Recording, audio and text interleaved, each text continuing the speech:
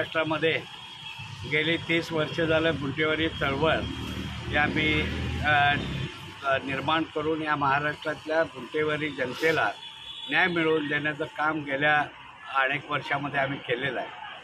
त्याची दखल घेऊन 16 सप्टेंबर 2021 रोजी सन्माननीय उद्धवजी ठाकरे साहेब यांनी या राज्याची अंगीकृत शिवसेना गुंठेवारी विकास समितीचे धुरा आमच्यावरती देण्यात आलेले होते। त्याचा राज्यप्रमुख म्हणून मी चंदनदादा चव्हाण आज जाहीर घोषणा करत आहे की शिवसेना गुंठेवारी विकास समिती आजपासून आम्ही ते मुक्त केलेले आहे। शिवसेनेतून आम्ही सर्वजण बाहेर पडलेलो आहे। या राज्यामध्ये 26-27 जिल्ह्यामध्ये एक चांगल्या पद्धतीनं मूठ बांधून सर्वसामान्य जनतेला न्याय मिळवून दिलेला आहे। अनेक शासन आदेश आम्ही पारित करायला राज्य सरकारला भाग पाडलेला आहे। या अलीकडच्या राजकारणामध्ये सर्व पक्षामध्ये राजकीय दर्जा घसरत चाललेला आहे। लोकशाही संविधान याचे वाभाडे रोज काढले जात आहेत।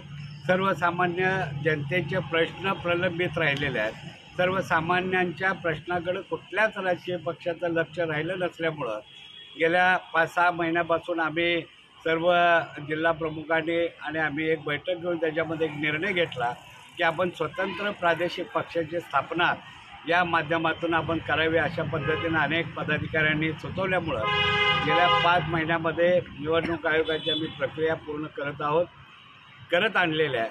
आणि जय हिंद सेनेचे आज आम्ही या माध्यमातून निर्मिती करत आहोत। येत्या दसऱ्याला पुणे किंवा मुंबई येथे एक मोठा मेळावा आम्ही आयोजित करून या राजकीय प्रादेशिक पक्षाची घोषणा जाहीर करत आहोत। आणि आज आम्ही शिवसेना उद्धव बाळासाहेब ठाकरे गटातून आम्ही बाहेर पडलेलो आहोत, मुक्त झालेलो आहोत।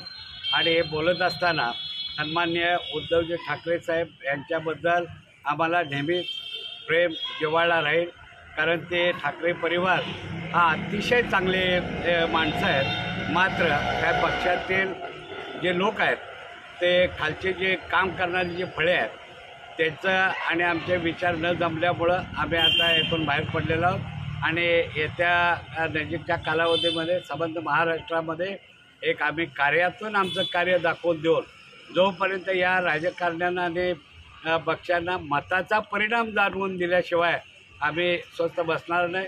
आणि या सर्वसामान्य पदाधिकाऱ्यांना या माध्यमातून अनेक निवडणुका लढवून त्याच्यामध्ये संविधानिक पदावरती बसून तेथील त्या भागातील जनतेचे प्रश्न सोडवणार आहोत। शिवाय याच्यामध्ये या प्रादेशिक पक्षाच्या माध्यमातून कुठल्याही राजकीय पक्षांना आम्ही पाठिंबा देणार नाही। घटक पक्ष म्हणून निदान 5-6 वर्ष तरी आम्ही जाणार नाही। धन्यवाद। जय हिंद।